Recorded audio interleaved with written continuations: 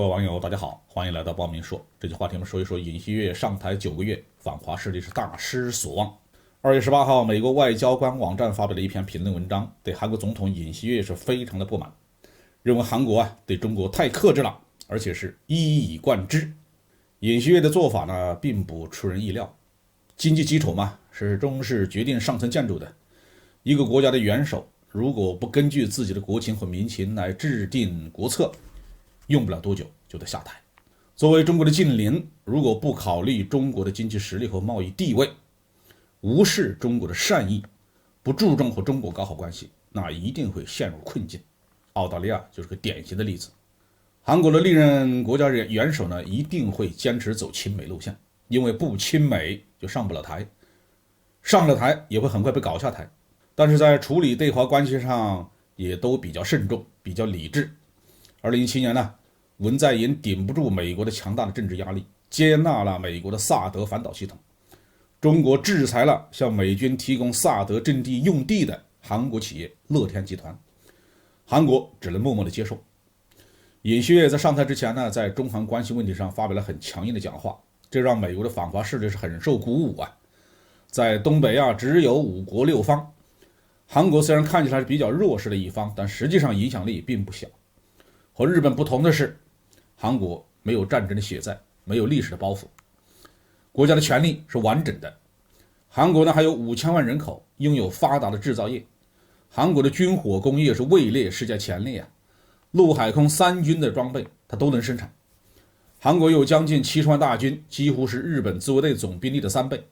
更重要的是，韩国是美国最接近中国本土的军事盟国，比日本还要近。如果韩国紧跟美国反华，那对中国的威胁是比较大的。所以呢，美国对尹锡悦对韩国的期望值很高。但是尹锡悦上台9个月以来，做了不少的事儿，也表了不少的态，但就是在对华关系上没有什么大的变动。首先，尹锡悦放弃了自己对萨德入韩的立场，不同意再增加数量。韩国国防部长表示，这是一个面对现实的决定呢。韩国还公开表示不打算加入美国领导的区域导弹防御体系。更打脸的事情发生在2022年的8月，美国众议长佩洛西窜访台湾之后，下一站就要到韩国。韩国没有办法拒绝他入境呢，但是总统尹锡悦就找了个借口不和他见面。事后，韩国政府明确的表态，这是对国家利益的全面考虑。美国还一再拉拢韩国，希望他加入所谓的4方联合，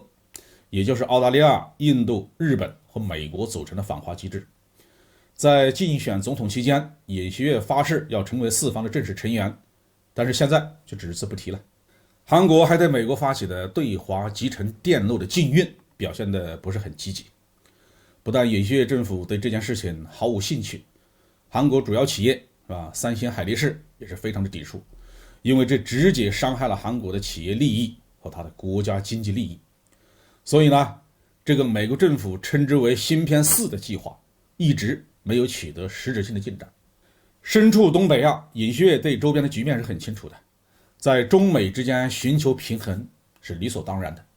全面的倒向美国，反对中国是绝不可取。美国呢现在非常着急，要在中国周边找一个类似于乌克兰的国家要愿意为了美国的利益挺枪出马的同中国战斗，愿意把自己的民众送上战场去承受惨烈的伤亡，愿意用亡国灭种的代价把中国拖进长期战争的泥潭。问题是，在亚洲能找得到这么一个美国的脑残粉吗？有美国政治家提出，在民主和自由价值观的引导下，美国的这些盟国终将团结到反华的大旗之下，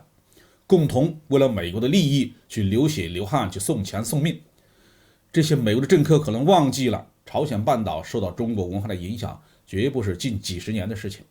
而是一个延续了上千年的文明和文化交流的过程。朝鲜半岛上的王朝作为中原王朝的首国，也已经有600-700年的历史了。美国作为一个只有200多年历史的国家，没有办法理解这种文明上的联系。所以呢，他们在朝鲜半岛所做的一切，固然会给东北亚地区的人民带来麻烦，但是永远无法改变这里的基本的文明形态，